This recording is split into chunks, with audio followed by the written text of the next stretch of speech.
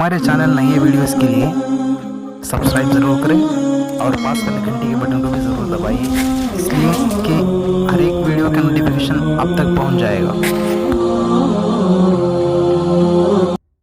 अस्सलामु अलैकुम वरहमतुल्लाहि वबरकातुह। अल्हम्दुलिल्लाहि वहदह वस्सलातु वस्सलामु अला मन ला नबिय्य बअदह।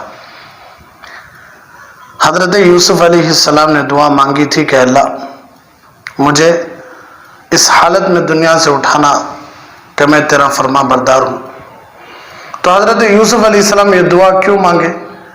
इसलिए कि हज़रत यूसुफ अलैहिस्सलाम चाहते थे कि जिस तरह अल्लाह मुझे दुनिया में नेमतें दिया है, इसी तरह अल्लाह मुझे क्या करे, आखिरत में भी नेमतों से नवाजे। तो इससे ये बात मजबूत हो गई, पक्की हो गई, और अल्लाह के नबी सल्लल्लाहु अलैहि वसल्लम के अहादीस मुबारका भी हैं और अल्लाह तबारक व तआला की कुरानी आयत भी हैं। ये सब इस बात पर दलालत करते हैं कि दुनियावी ज़िंदगी तो बस एक मुख्तसर ज़िंदगी है जो हर इंसान को एक इम्तिहान के तौर पर दी गई है। अल्लाह इस दुनिया में लोगों को परखना चाहता है, देखना चाहता है कि कौन कितना अच्छा नेकियों में आगे बढ़ने वाले हैं, कितनी ज़्यादा नेकियां करने वाले नहीं, कितने अच्छे यानी उनकी नेकियों में, इनके नेक कामों में इखलास, यानी अल्लाह के लिए कौन नेकी का काम कर रहा है, लोगों के दिखाने के लिए, लोगों के दिखलावे के लिए कौन कितना अच्छा काम कर रहा है, अल्लाह परखना चाहते हैं। इसलिए अल्लाह तबारक व तआला दुनिया को बनाए, दुनिया में इंसानों को बनाए। तो अल्लाह के नबी सल्लल्लाहु अलैहि वसल्लम ने खुद फरमाया था, कुरानी आयत भी दलालत करते हैं कि इस ज़िंदगी के बाद एक असली ज़िंदगी, हमेशा हमेश की ज़िंदगी, एक आने वाली ज़िंदगी है जिसका नाम है जन्नत। तो कुछ लोग वो होते हैं जिनको जन्नत का शौक होता है, कुछ लोग ऐसे होते हैं कि जन्नत को उनका शौक होता है। मिसाल के तौर पर मैं जन्नत को चाहता हूं कि मैं जन्नत में जाऊं, मैं जन्नत में जाकर खूब मजे उड़ाऊं, जन्नत की शराब पीऊं, जन्नत का शहद पीऊं, जन्नत का दूध इस्तेमाल करूं, जन्नत का पानी पीऊं, जन्नत में घूमूं फिरूं, अय्याशी करूं, ये मेरी ख्वाहिश है। कुछ लोग ऐसे होते हैं जिनको जन्नत चाहती है कि ये जल्दी मेरे पास आए, ये जल्दी मेरे पास आए, मेरे अंदर की नेमतों से खूब फायदा उठाएं। जिस तरह हमें जन्नत के शौक में तड़पते हैं, जन्नत भी हमारे शौक में तड़पती है। तो कुछ लोग ऐसे हैं जो जन्नत के शौक में है, कुछ लोग ऐसे हैं जन्नत उनके शौक में है। कितना खुश नसीब जिनको जन्नत चाह रही है कि मेरे अंदर आए। तो जो जन्नत को चाहती नहीं, उन्हें भाग भाग कर, दौड़ दौड़ कर नेकियां करते रहती। क्यों? हमने जन्नत का शौक है। कुछ लोग ऐसे हैं जिनको जन्नत खुद चाह रही है, यानी पक्के जन्नती हो। तो किन किन लोग, कौन कौन लोग हैं जिनको जन्नत चाह रही है, जन्नत को शौक है कि मेरे अंदर आए? तो एक हदीस में आया है कि जन्नत को 4 लोगों का शौक है, 4 शख्सों का शौक है। जन्नत चाहती है कि इन्हें बहुत जल्द मेरे अंदर आ जाए। अल्लाह के नबी सल्लल्लाहु अलैहि वसल्लम इरशाद फरमाया कि वो अबू बकर हैं रज़ी अल्लाह अन्हु, वो उमर हैं रज़ी अल्लाह तआला, वो हज़रत उस्मान हैं रज़ी अल्लाह अन्हु, वो हज़रत अली हैं रज़ी अल्लाह अन्हु। ये 4 खुलफाए राशिदीन रज़ी अल्लाह अन्हुम अजमईन ऐसे हैं कि जिनके शौक में, जिनको देखने के लिए, जिनको अपने अंदर रखने के लिए जन्नत तड़प रही है। सुभान अल्लाह, कितने खुश नसीब हैं। एक और हदीस में है कि जन्नत को 4 लोगों का शौक है। कौन वो? हज़रत अली रज़ी, हज़रत अम्मार बिन यासिर रज़ी अल्लाह तआला, हज़रत मिक़दाद रज़ी अल्लाह तआला, इसी तरह हज़रत सलमान फारसी रज़ी अल्लाह तआला। एक और हदीस में है कि जन्नत 4 शख्सों के शौक में रहती है। जन्नत कभी भी शौक में रहती, कहते ऐसे 4 शख्स मेरे अंदर आ जाए, अल्लाह हमना भी उनमें शामिल फरमाए। एक कौन? भूखों को खाना खिलाने वाले, जन्नत चाहती रहती, कहते हैं बहुत जल्द मेरे अंदर आ जाए। रमज़ान के रोजे रखने वाले, रखवाने वाले, रातों को तहज्जुद की नमाज पढ़ने वाले और यतीमों से मोहब्बत करने वाले, ये 4 लोग ऐसे हैं जिनको जन्नत चाहती, कहते हैं जिनको क्या करती है? जन्नत चाहती है। जिन लोगों के अंदर ये आदतें पाई जाती हैं, जन्नत उन लोगों के शौक़ में है, भूखों को खाना खिलाना, रमज़ान के रोज़े रखना, यतीमों से मोहब्बत करना, रातों में तहज्जुद उठ कर क्या करना, तहज्जुद की नमाज़ें पढ़ना। एक और हदीस में है, मन कान फ़ी तलबिल इल्मी कानतिल जन्नतु फ़ी तलबी। जो बंदा इल्म दीन की तलब में रहता है, जन्नत उसकी तलब में रहती है। एक आदमी इल्म दीन तलाश करना, इल्म दीन हासिल करना, इल्म दीन सीखना, इस फिक्र में रहता, पीछे पड़ता नहीं, तो जन्नत इसके पीछे पड़ती रहती कि नहीं बहुत जल्दी मेरे पास आना, बहुत जल्दी मेरे पास आना। ये हदीस इमाम बुखारी रहमतुल्लाह अलैह के मदरसे के दरवाजे पर लिखी हुई है। कि आज भी इमाम बुखारी रहमतुल्लाह अलैह का मदरसा है, उस मदरसे के दरवाजे पर यह हदीस लिखी हुई है। इस मदरसे का नाम मदरसा मीर अरब है, मदरसा अमीर अरब। अमीर अरब से इसका मुखफ़ मीर अरब कर दिया गया। मीर अरब यानी अमीर अरब से मुखफ़फ़ करके इसे मीर अरब कर दिया गया। जब हम वहाँ गए थे, हजरत जी फरमाते हैं दामत बरकतहुम, तो इमाम बुखारी रहमतुल्लाह अलैह की मस्जिद में जुमा पड़ा और फिर मदरसा देखने गए तो दरवाजे पर मोटे हुरूफ से लिखा हुआ था, मन कान फ़ी तलबिल इल्मी कानतिल जन्नतु फ़ी तलबिही। खुश नसीब हैं वो बच्चे जो इल्म की तलब में अपने घरों से आकर यहाँ मस्जिदों और मदरसों में रहते हैं। कोई मामूली कुर्बानी नहीं है मदरसे के बच्चों की। 15-15 साल, 13-13 साल माँ बाप को छोड़कर क़ाल अल्लाह क़ाल रसूल, जिन बड़े बड़े बादशाहों को वो ख़जाना नहीं मिला जो ख़जाना मदरसे के बच्चों को मिला, कि अल्लाह पूरी कायनात में जो अल्लाह की सबसे ज़्यादा महबूब नेमत है कुरान मजीद, अल्लाह की जो मखलूक नहीं, अल्लाह की ज़बान से निकली हुई कलाम बातें हैं, उन बातों को अल्लाह बच्चों के सामने खोल कर रखा है। तो कितने खुश नसीब वो बच्चे जिनके सामने 24 घंटे अहादीस खुलकर हैं, जिनके सामने 24 घंटे अल्लाह का कलाम खुलकर है। कितने खुश नसीब वो बच्चे। तो जो इल्म की तलब में अपने घरों से आकर यहाँ मस्जिदों में और मदरसों में रहते हैं और एक मुजाहिदे की जिंदगी गुजारते हैं, ये आज इल्म की तलब में है और जन्नत उनकी तलब में है। उनके और जन्नत के दरमियान सिर्फ मौत फासला बनी हुई है कि मरते ही तालिब इल्म कहाँ जाएगा, जन्नत में जाएगा। अल्लाह तबारक व तआला हमें भी तालिब इल्म बनकर पूरी जिंदगी गुजारने की तौफीक अता फरमाए, आमीन। पढ़ने से, सनद मिल जाने से तालिब इल्म नहीं, इल्म कब्र के गड्ढे तक है, हासिल करते रहना। मैं पढ़ लिया बस मेरा ख़त्म हो गया, जिसके अंदर ये बात आ गई समझो कि उन्हें दीन को एक महदूद हिस्से तक समझा है। हालांकि अल्लाह के नबी सल्लल्लाहु अलैहि वसल्लम ने इरशाद फरमाया कि उतलबुल इल्म मिनल महदी इलल लहद, कि इल्म को तलाश करो, इल्म को हासिल करो माँ के गोद से खबर के गड्ढे तक। तो इल्म दीन बहुत ज्यादा है, इसलिए किसी के जहन में ये बात ना आए कि बस मैं सीख लिया, बस मैं सनद मिल गई। नहीं नहीं, पढ़ाई शुरू होती सो सनद से, अब तक हमें पढ़ लिए सो अरे बस में, तो समझना पढ़ना असल कब, पढ़कर खत्म होने के बाद से शुरू होता असल। ये सब सिर्फ रट लिया सो में। अल्लाह का शौक रखने वाले कामिलीन, अब जरा अगली बात भी सुन लीजिए। कुछ लोगों को जन्नत की तलब होती है, बहुत सारे लोग ऐसे हैं जो जन्नत की तलब में रहते हैं, और कुछ लोगों की तलब जन्नत को होती है। बहुत सारे लोग ऐसे होते हैं जिनको जन्नत चाहती है, लेकिन कुछ लोग ऐसे कामिलीन भी होते हैं जिनको अल्लाह की तलब होती है। जिनको किसकी तलब होती है? जन्नत की नहीं, किसकी? अल्लाह की, कि अल्लाह मिल जाए। और अल्लाह रब्बुल इज़्ज़त ने अब्दुल्लाह खवास रहमतुल्लाह अलैह को वो हाल दिया था कि वो अपने सीने पर हाथ मारकर कहते थे, मेरे इस दिल में उस ज़ात से मुलाकात का शौक़ बहुत ज़्यादा है, इसके अलावा मेरे दिल में कोई चीज़ नहीं है। मेरे यानी दिल पर, सीने पर हाथ मारकर कहते हैं कि ये जो दिल है ना, इस दिल में सिर्फ अल्लाह से मिलना को शौक़ है, बाकी कुछ भी नहीं, जो मेरा मौला है।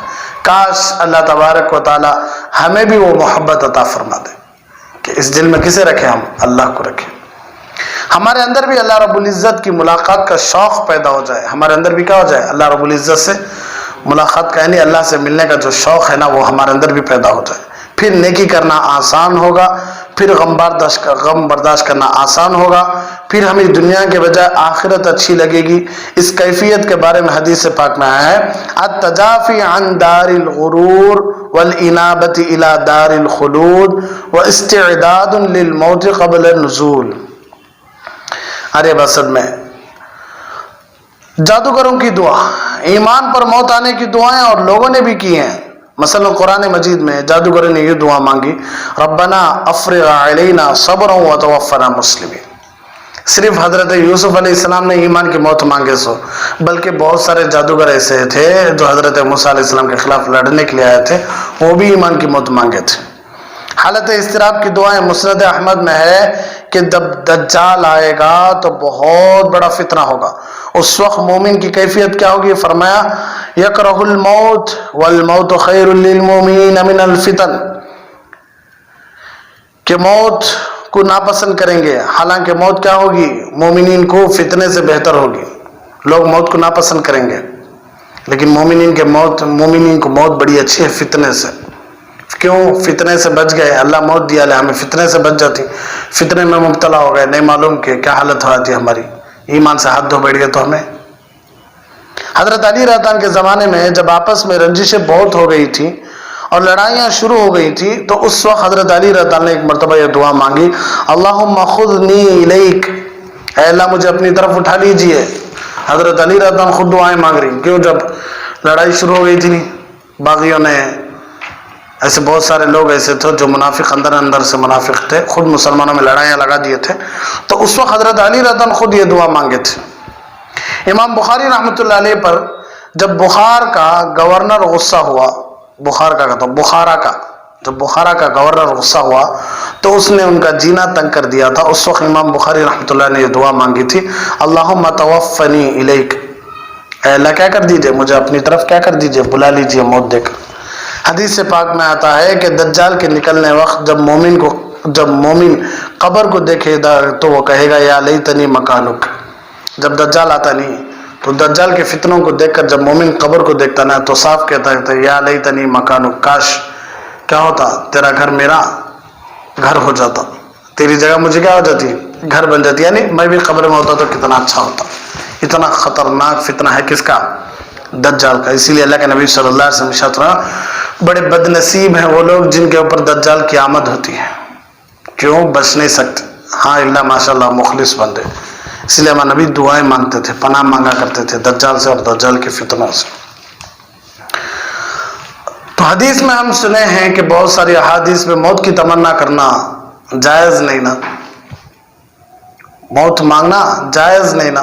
پھر یہاں حضرت علی رضی اللہ عنہ مانگ رہی، پھر امام بخاری رحمۃ اللہ علیہ بھی مانگ رہی آریہ وسط میں۔ تو کیا مطلب ہے اس کا؟ بندہ دنیا میں کتنا ہی غم زدہ ہو، کتنا ہی پریشان ہو، موت کی دعا نہیں کرنا چاہیے، موت کی دعا نہیں کرنا چاہیے، کیونکہ اس میں کیا حکمت ہے؟ اس میں حکمت یہ ہے کہ اگر اللہ نے نیکی کی توفیق دی ہوئی ہے تو آنے والی زندگی میں مزید نیکیوں کی توفیق ملے گی۔ اگر اللہ نیکیوں کی زندگی دیے ہیں تو زندگی ہم نہ ملی اور بڑی ملی تو ہمیں بڑھتے بڑھتے نیکیوں میں اور بڑھتی کہ نہیں، جو درجات بڑھنے کا سبب بنے گی، ہمیں جتنے نیکیاں کرتے ہیں کہ جنت میں اتنا بڑا درجہ بنتا ہمارا۔ اور اگر گناہ والوں زندگی دیے تو بقیہ زندگی میں اللہ سے توبے کی امید بھی کی جا سکتی نہیں، ہو سکتا ہے اللہ سے توبہ کر لیں۔ بھائی حالات جیسے بھی ہوں موت کی تمنا نہیں کرنا چاہیے۔ کئی دفعہ پریشان ہو کر عورتیں اور مرد کیا ہوتے ہیں، حالات سے تنگ آ کر کہہ دیتے ہیں کہ میں تو مر ہی جاؤں تو اچھا ہے۔ مومن کو ایسی تمنا ہرگز نہیں کرنی چاہیے۔ وَأَلْحِقْنِي بِالصَّالِحِينَ، حضرت یوسف علیہ السلام نے اور ایک دعا کیا مانگی، اے اللہ مجھے نیک لوگوں میں شامل کر دیجئے، مجھے نیک لوگوں میں ملا لیجئے، نیک لوگوں کے ساتھ کیا کر دیجئے، مجھے ملا لیجئے۔ حضرت یوسف علیہ السلام کی طرح ہمیں بھی یہ دعا مانگنی چاہیے کہ اللہ قیامت کے دن ہمیں بھی نیک لوگوں میں شامل فرما دے۔ اللہ سے کیا دعا مانگنا؟ قیامت کے دن اللہ ہم نے کیا کر، نیک لوگوں میں ہم نہ بھی شامل فرما لے۔ اس کا طریقہ یہ ہے کہ جب بندہ دنیا میں اللہ والوں کے ساتھ جڑے گا تو اللہ تبارک و تعالیٰ آخرت میں بھی اسے اپنے پیاروں کے ساتھ جوڑ دیں گے۔ جو آدمی دنیا میں اللہ والوں کے ساتھ جڑ کر رہے گا، اللہ کل قیامت کے دن کیا کریں گے، اسے نیک لوگوں کے ساتھ ہی جڑا دیں۔ کیوں؟ من تشبہ بقوم فہو منہم، جو کسی قوم کی نقالی اتارتا ہے، کاپی اتارتا ہے، وہ انہی کے ساتھ ہوتا ہے۔ المرء مع من احب، یہ سب باتیں دلالت کرتی ہیں کہ جو جس سے زیادہ محبت کرتا ہے وہ انہی کے ساتھ ہوتا ہے۔ تو آپ اللہ والوں کے ساتھ ہو کر اللہ والوں کی نقالی اتارے تو کل قیامت کے دن انہی کے ساتھ ہوں گے۔ آپ اللہ والوں کے ساتھ ہو کر اللہ والوں سے محبت ہو گئی تو اللہ والوں کے ساتھ آپ ہی ہوں گے۔ کیوں؟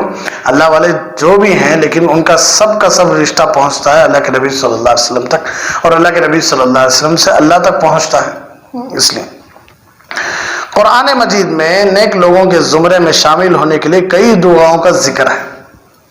ارے بس حضرت ابراہیم علیہ السلام کے بارے میں اللہ خود فرماتے ہیں وَلَقَدِ اصْطَفَيْنَاهُ فِي الدُّنْيَا وَإِنَّهُ فِي الْآخِرَةِ لَمِنَ الصَّالِحِينَ. حضرت ابراہیم علیہ السلام کے بارے میں خود اللہ فرماتا ہے.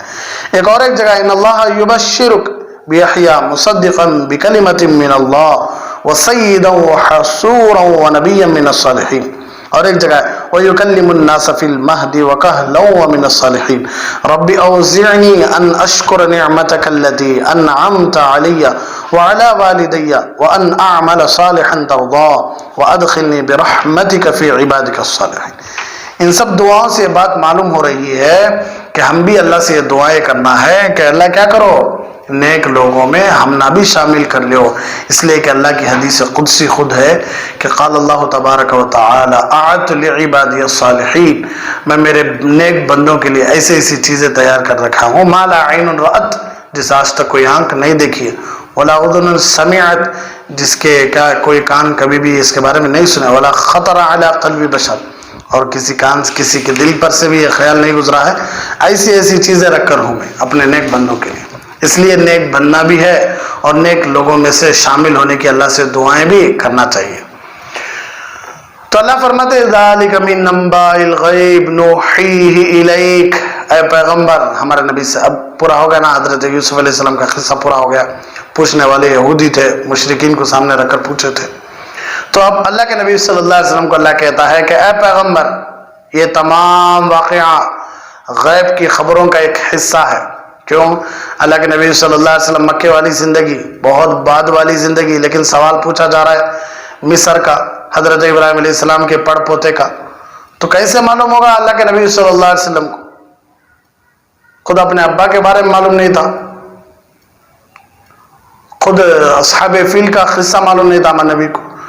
تو اسی لیے اللہ کے نبی صلی اللہ علیہ وسلم صاف فرمایا کرتے تھے ما ينطق عن الهوى ان هو الا وحی یوحى، کہ میری زبان سے جو بھی باتیں نکلتی ہیں یہ اللہ کی طرف سے وحی شدہ ہیں، وحی ہو رہی ہیں، اس لیے میں کیا کر سکتا ہوں، بول سکتا ہوں. تو اللہ فرما رہے یہ تمام واقعہ غیب کی خبروں کا ایک حصہ ہے جو ہم تمہیں وحی کے ذریعے بتا رہے ہیں. اللہ فرمانا یہاں پر ایک بات سمجھنے کی ہے، ایک ہوتا ہے علم غیب اور ایک ہوتا ہے انباء الغیب. یہ دو الگ الگ چیزیں ہیں. ایک ہوتا ہے علم غیب، ایک ہوتا ہے انباء الغیب. علم غیب یہ ہے کہ اللہ تبارک و تعالیٰ کو ہر گزری حال اور آنے والی چیز کا علم ذاتی طور پر ہے. ارے بس اللہ کو ہر گزری ہوئی چیز یا ہونے والی یا آئندہ ہونے والی یا ہو گئی ہے جتنی بھی چیزیں ہیں ان سب کا علم اللہ کو ذاتی طور پر ہے. یعنی اللہ کے اندر وہ صفت پہلے سے موجود ہے.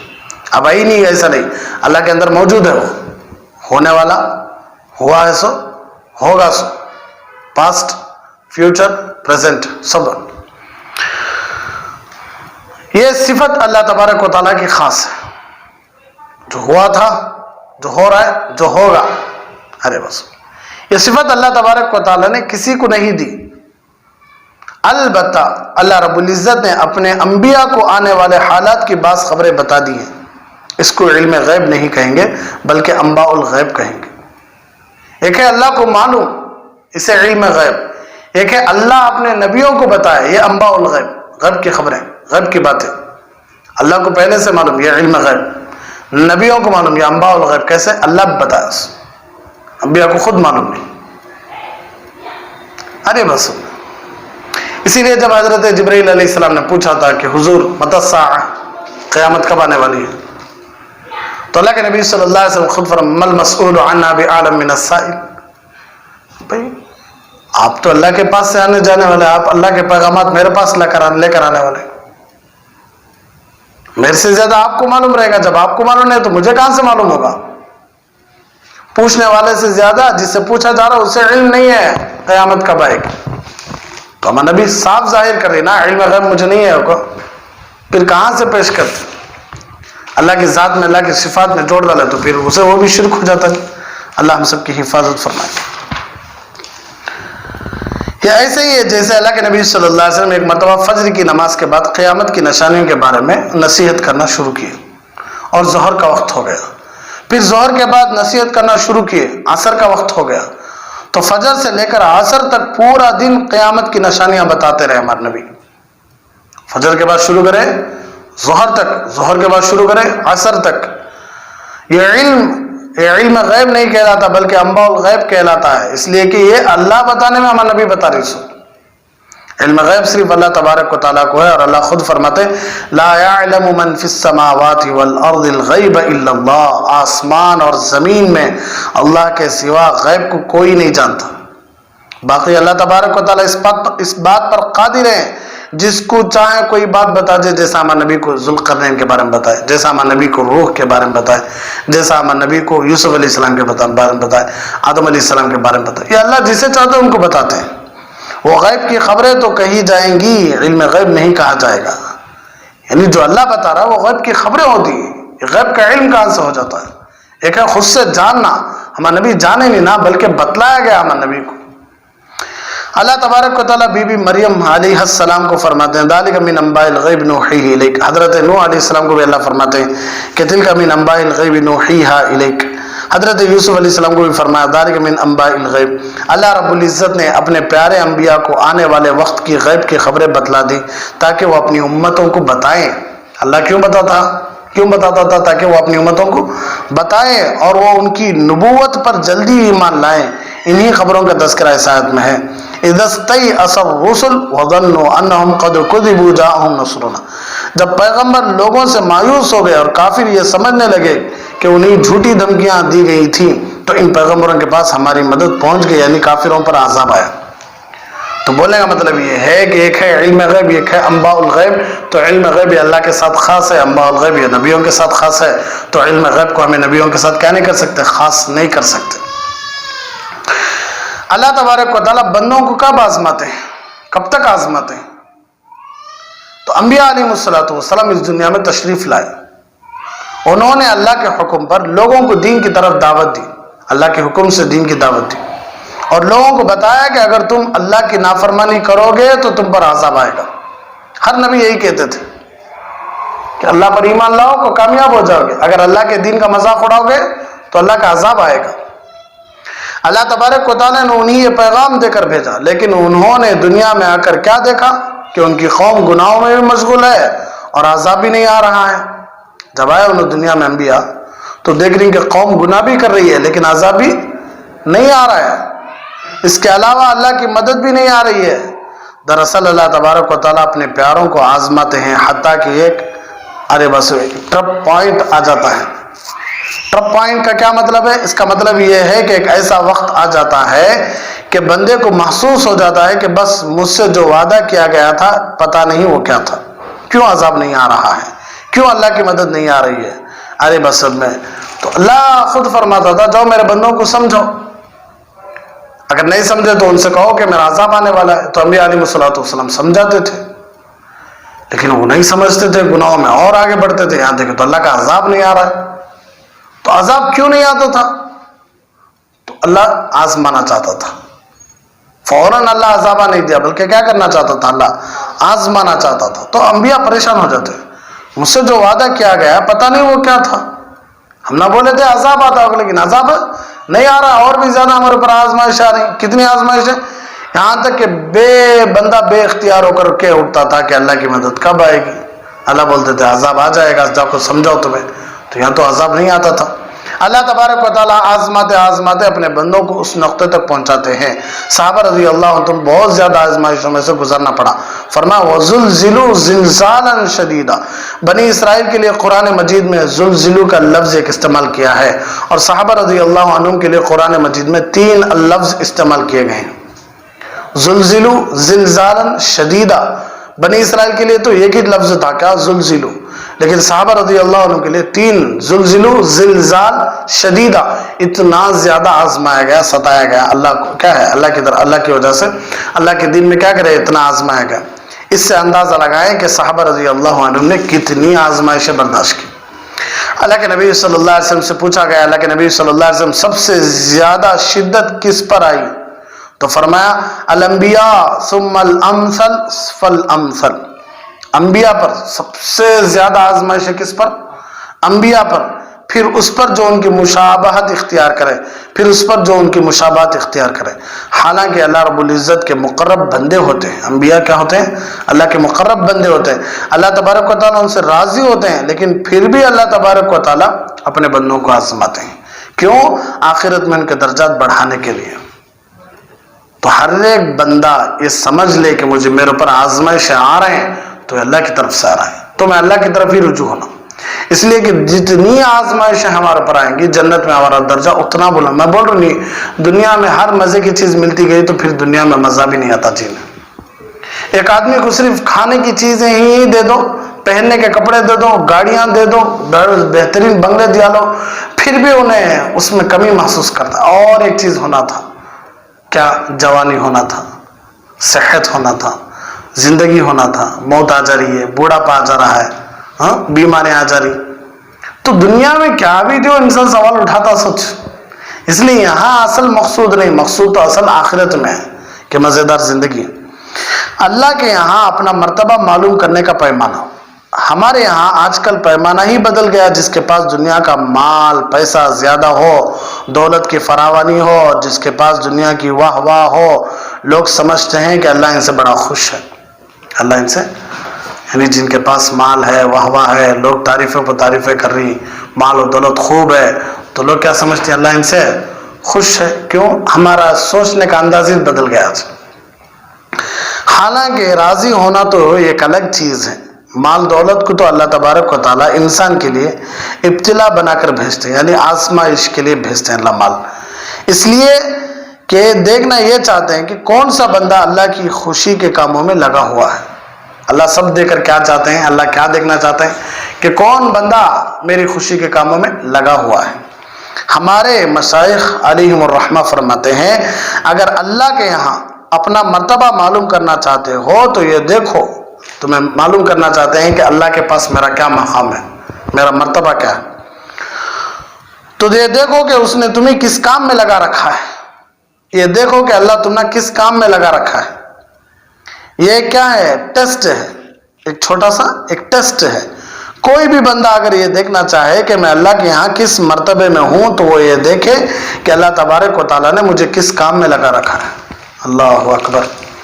اگر میں ہر وقت ہی دنیا میں پھنسا ہوں، یعنی اگر ہر وقت ہمیں دنیا ہی میں پھنسے ہوئے ہیں، تو بھی ہو یا میں بھی ہو، نہ دین کے کام کے لیے دلچسپی ہے، نہ سنت پر چلنے کا شوق ہے، تو اس کا مطلب یہ ہے کہ میں اللہ سے دور ہوں، اللہ معاف فرمائے۔ اور اگر اس مالک نے دین کے کام کے لیے چنا ہوا ہے اور دن رات نیکی اطاعت اور فرما برداری میں گزر رہے ہیں، تو ہمارے لیے یہی ثبوت کافی ہے، مزید کیفیت مانگنے کی کیا ضرورت ہے۔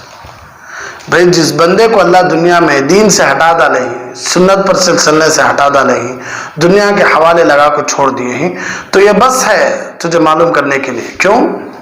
کوئی بھی اپنے سے جو اپنے زیادہ قریب رکھنا چاہتا ہے، انہیں اپنے کاموں پر زیادہ امپورٹنٹ کا کام انہیں کو دیتا، ایسے ویسوں کو نہیں دیتا۔ جن پر بھروسہ نہیں ہوتا ان کو ایسے ویسے کام نہیں دیتا، جن سے زیادہ، اسی لیے بینک اکاؤنٹ یا بینک کا جو بھی یہ آتا بھروسہ مند لوگوں کو دیتی ہو، ہر ایک کو نہیں دیتے۔ کون جاتا اسے؟ بہت سارے رہتے ہیں چاہنے والے، بہت سارے رہتے ہیں پیچھے چلنے والے، لیکن ہر ایک کو وہ مقام نہیں ملتا۔ تو مقام زیادہ قریب کا کسے ملے انہیں خود سمجھ لیتا، مجھے ان کا رائٹ ہینڈ بننے کا موقع ملے تو میں ان سے سب سے زیادہ قریب ہو سکا ہے۔ تو اگر آپ دیکھو، اگر اللہ آپ کو دنیا میں بھی لگایا ہے، دین میں بھی لگایا ہے، تو آپ سمجھ لو کہ آپ خوش نصیب ہیں۔ اگر اللہ آپ کو دین میں لگایا ہے، 24 گھنٹے دین میں لگایا ہے، آپ سمجھ لو کہ آپ کیا ہیں، اور بھی خوش نصیب ہیں۔ اگر اللہ آپ کو دین میں بھی نہیں، دنیا میں بھی نہیں، بیکار ایسا چھوڑ دیا اللہ آپ کو، تو آپ سمجھ لو کہ آپ اللہ کے پاس آپ کی کوئی حیثیت ہی نہیں۔ اس لیے بہت آزمانے کی ضرورت۔ لقد کان فی قصصہم عبرۃ لأولی الالباب، یعنی ان قصوں میں عقل اور ہوش رکھنے والوں کے لیے بڑا عبرت کا سامان ہے۔ اگر کوئی آدمی سدھرنا چاہتا ہے تو ان قصوں کو پڑھ کر کیا کرے؟ سدھرے۔ ان قصوں کو سنے کہ اللہ کیسا کیسا مدد کیا، کہاں سے اٹھا کہاں پہنچایا، کیسا کیسا بچایا، کتنے لوگ ناراض تھے ان کو کیسا خوش کرایا۔ یہ سب قرآن مجید میں عبرت کی باتیں، قرآن مجید میں 3 ایسے واقعات گزرے ہیں جن میں عبرت کی باتیں بتائی گئی ہیں۔ 3 قصے ایسے ہیں جس میں کیا ہے؟ عبرت کی باتیں बताई गई हजरत मूसा अलैहिस्सलाम के वाक़े के बारे में अल्लाह फरमाते हैं इन्न फी ज़ालिका लइबरतन लिमन यशा। हजरत मूसा अलैहिस्सलाम के वाक़े में उस बंदे के लिए इबरत है जो इबरत हासिल करना चाहे, इबरत। अल्लाह के हबीब सल्लल्लाहु अलैहि वसल्लम के मुबारक वाक़े में भी इबरत है। अल्लाह फरमाते हैं वल्लाहु युअय्यिदु बिनस्रिही मन यशा इन्न फी ज़ालिका लइबरतन लिउलिल अबसार। हजरत यूसुफ अलैहिस्सलाम के वाक़े में भी इबरत है। अल्लाह फरमाते हैं लक़द कान फी क़ससिहिम इबरतुन लिउलिल अलबाब। तो इन सब से क्या बात मालूम हो रही है कि अल्लाह तबारक व तआला कुरान को इबरत के तौर पर उतारा है ताकि सुधरने वाले सुधर जाएं, बिगड़ने वाले तो बिगड़ते ही हैं, सुधरने वाले अगर सुधरना चाहते हैं तो इन वाक़यात को देखो और अपनी ज़िंदगी बदलाओ अल्लाह के वास्ते। क्या हुआ तो हजरत यूसुफ अलैहिस्सलाम के किस्से में इबरत की बातें। अब अच्छा, हजरत यूसुफ अलैहिस्सलाम के किस्से में इबरत की बातें क्या? तो उलमा फरमाते हैं कि हजरत यूसुफ अलैहिस्सलाम के किस्से में इबरत की कौन सी बातें हैं, 10 नुक्ते इसमें भी सुन लीजिए। नंबर 1, बादशाहों के लिए इबरत। किसके लिए? बादशाहों के लिए इबरत। इबरतुन लिल मुलूक, बादशाहों के लिए इबरत। फी बसतिल अदल कमा बसत यूसुफ अलैहिस्सलाम, वो बादशाह इंसाफ को रिवाज दें जैसा कि हजरत यूसुफ अलैहिस्सलाम ने अपने ज़माने में इंसाफ को, अदल को रिवाज दिया। बादशाह सबसे पहला काम क्या करना? इंसाफ को बढ़ाना, इंसाफ रहना बादशाह के अंदर, इंसाफ को फैलाना जैसा हजरत यूसुफ अलैहिस्सलाम इंसाफ फैलाए थे कि मालदारों को भी एक इंच, गरीब को भी एक इंच, मालदार को जल्दी, गरीब को लेट, मालदार को ज्यादा, गरीब को कम, हर एक के साथ बराबर इंसाफ। तो सबसे पहले बादशाहों के लिए इसमें इबरत क्या कि उन्होंने इंसाफ रखना, लोगों में क्या करना? इंसाफ रखना। हजरत यूसुफ अलैहिस्सलाम ने हर अमीर गरीब के लिए एक ही कानून बनाया था। मालदारों को अलग कानून, अमीर को अलग कानून, गरीब को अलग कानून, ऐसा नहीं, सबके लिए एक ही कानून कि जो भी आएगा हम उसको 1 ऊन का सामान देंगे, उससे ज्यादा नहीं देंगे। कहते हैं कि हजरत यूसुफ अलैहिस्सलाम कहत के सब सालों में खुद भी 24 घंटों में सिर्फ 1 मरतबा खाना खाया करते थे। ये तो हम सुन लिए हैं, क्योंकि वो फरमाते थे जब गरीब भी 24 घंटों में से सिर्फ 1 मरतबा खाता है तो मैं भी क्या करूंगा? 1 ही मरतबा खाऊंगा। इस इंसाफ की वजह से उन पर किसी बंदे ने कभी उंगली भी नहीं उठाई थी। क्यों? बादशाह भी ऐसा है तो अब कौन उंगली उठाता भाई? कि खुद तो खजानों वाले खजाने में हैं, सुबह शाम खाते हैं और हम ही दिन में सिर्फ 1 मरतबा खाने के लिए देते हैं, ऐसा कोई उंगली नहीं उठाए, पहला। दूसरा, इबरतुल लिअरबाबि तक़वा, अहले तक़वा के लिए इबरत, तक़वा वालों के लिए इबरत, जो अल्लाह से डरते ही नहीं उनके लिए एक किस्सा इबरत। क्यों? फ़इन्न यूसुफ लम्मा तरक हवा रक़ाहुल्लाहु इला मा रक़ा। हजरत यूसुफ अलैहिस्सलाम ने अपनी ख्वाहिशात को छोड़ दिया, अपनी ख्वाहिशात को छोड़ दिया। ख्वाहिशात को अल्लाह के वास्ते छोड़ो। क्यों? यानी तक़वे पर अमल करके दिखाया और फिर उसके अल्लाह ने इतनी बुलंदी अता फरमाई जितनी बुलंदी अल्लाह ने चाही कि गुलाम से उठाकर अल्लाह तबारक व तआला मिस्र के खजानों का बादशाह बना दिए। वो सिर्फ इस बुनियाद पर मिली कि हजरत यूसुफ अलैहिस्सलाम अपनी ख्वाहिशात को अल्लाह के लिए छोड़ दिए। अल्लाह के लिए छोड़ कर देखो ख्वाहिशात को। इसलिए अल्लाह फरमाती है एक तेरी ख्वाहिश है, एक मेरी ख्वाहिश है। वला यकूनु इल्ला मा उरीद। अब तेरी ख्वाहिश कभी पूरी नहीं होती, मेरी ख्वाहिश पूरी होती है। इसलिए मेरी ख्वाहिश पर चल, मैं तेरी ख्वाहिश के मुताबिक देने के लिए तैयार, मौत के बाद। नंबर 3, ख्वाहिश परस्तों के लिए इबरत, जो अपने ख्वाहिश पर चलती ना उनके लिए इबरत। ख्वाहिश परस्तों के लिए इबरत क्या? कइम्राअतिल अजीज लम्मा तबिअत हवाहा लक़ियति ज़र्र वल फ़क़्र। अल्लाह अकबर, अल्लाह हम सबकी हिफाजत फरमाए। जैसे अजीज मिस्र की बीवी जुलेखा जब उसने अपनी ख्वाहिश नफसानी को पूरा करने की कोशिश की तो उसने नुकसान उठाया और उसके पास रिज़्क़ की फरावानी भी ना रही, गुर्बत आ गई, तकलीफ आ गई, मुसीबत आ गई, बुढ़ापा आ गया, लेकिन ख्वाहिश पूरी नहीं हुई जो अपनी ख्वाहिश पर चला करती थी। जब जुलेखा ख्वाहिशात के पीछे लगी तो उसकी मलिका वाली पोजीशन भी क्या हो गई? ना रही, और उल्टा जिल्लत भी उठाना पड़ी। पूरे के पूरे मुल्क में बातें करने लगे लोग। तभी तो उसने हजरत यूसुफ अलैहिस्सलाम को देखकर कहा था सब तारीफें उस अल्लाह के लिए हैं जो तक़वे की वजह से गुलामों को बादशाह बना देता है, और सब तारीफें उस अल्लाह के लिए हैं जो ख्वाहिशात की पैरवी करने वालों को क्या करता है? बादशाहों से गुलाम बना के छोड़ देता है। यूसुफ अलैहिस्सलाम को गुलाम से उठाकर बादशाह बना दिया तकवे की वजह से। जुलेखा को ख्वाहिशात पर चलने की वजह से बादशाह से उठाकर गरीबी में लाकर डाल दिया। तो चौथा क्या, बादशाहों के गुलामों के लिए इबरत, इबरतुल लिल ममालिक फी हजरत सादा, बादशाहों के पास जो काम करती नहीं है उनके लिए भी इसमें इबरत है। क्या देखो भाई, इनके लिए इबरत कैसे, यूसुफ लम्मा हफिज़ हुर्मतु जुलेखा मलका मुल्कुल अजीज व सारत जुलेखा इमरातुन हलाला। जैसे हजरत यूसुफ अलैहिस्सलाम ने अपने बादशाह अजीज की बीवी की हुर्मत की हिफाजत की, यानी बादशाह की बीवी की हुर्मत की हिफाजत की, क्या है, यानी उनकी इज्जत नहीं उछाले हजरत यूसुफ अलैहिस्सलाम। अल्लाह तबारक व तआला ने आखिर में आकर जुलेखा को उनकी हलाल बीवी बना दिया। बस किताबों में लिखा है कि अल्लाह तबारक व तआला जुलेखा को जवान बनाकर क्या कर दिया, उनकी बीवी बना दिया। तो बहुत सारे मुफस्सिरीन ये बात लिखते हैं कि उनकी शादी हो गई थी, अगरचे मुहद्दिसीन का इस पर इत्तेफाक नहीं है। मुफस्सिरीन फरमाते हैं उम्र के आखिरी हिस्से में उनका शौहर फौत हो गया था और अल्लाह तबारक व तआला ने फिर हजरत यूसुफ अलैहिस्सलाम को जुलेखा अता फरमा दी थी। तो देखो इज्जत करने की वजह से अल्लाह फिर क्या मकाम दिया, नौकर थे हजरत यूसुफ अलैहिस्सलाम, फिर क्या मकाम मिले। दरगुजर करने वालों के लिए इबरत, इबरतुन फिल अफ़्व इंदल मक़दिरा, ताकत के बावजूद माफ करने वालों के लिए इबरत, जिनको ताकत है माफ करने की, अगर उन्हें माफ करे तो उनको क्या मिलने वाला है। वो ये भी इबरत की बात है, अगर बंदे को अल्लाह तबारक व तआला कुदरत दे, ताकत दे माफ करने की, तो पकड़ के बजाय क्या कर दे, उन्हें माफ कर दे। लोगों को क्या करे, पकड़ने के बजाय, बदला लेने के बजाय क्या कर दे, माफ कर दे। यूसुफ हीन तजावज़ अन इख्वती, जैसे हजरत यूसुफ अलैहिस्सलाम को ताकत थी अपने भाइयों से बदला लेने की, लेकिन हजरत यूसुफ अलैहिस्सलाम ने माफ कर दिया। हजरत यूसुफ बादशाह थे, अगर चाहते तो अपने भाइयों से बदला ले सकते थे, इनका जवाब पत्थर से दे सकते थे, मगर हजरत यूसुफ अलैहिस्सलाम ने इनका जवाब पत्थर से नहीं बल्कि क्या किया, जैसी बात हुई और भाइयों ने कहा लक़द आसरकल्लाहु अलैना इन कुन्ना खातिईन, तो हजरत यूसुफ अलैहिस्सलाम ने फौरन कहा था ला तस्रीब अलैकुमुल यौम, जो तुम्हें क्या करेगा अल्लाह माफ कर देता, मैं भी आज माफ कर दिया।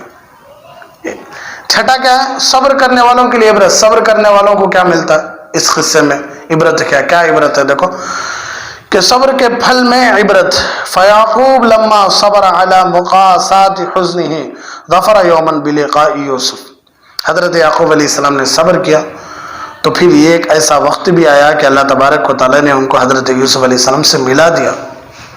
हजरत यूसुफ अलैहिस्सलाम के जुदाईगी में सब्र किए, गमगीन थे लेकिन सब्र किए, तो एक वक्त ऐसा आया कि अल्लाह तबारक व तआला क्या कर दिया, हजरत यूसुफ अलैहिस्सलाम को मिला दिया। जलने वालों के लिए भी इबरत है कि जलने वालों को क्या मिलता है, इबरतुल लिल हासिदीन, हासिदीन के लिए इबरत है। का इख्वान यूसुफ हैसु फुज़िहू बैन यदैल मसऊद अलैह, जैसे यूसुफ अलैहिस्सलाम के भाई अल्लाह तबारक व तआला ने हासिदुन को, यानी हासिदुन को महसूद यानी यूसुफ अलैहिस्सलाम के सामने जलील और रुस्वा करके दिखाया।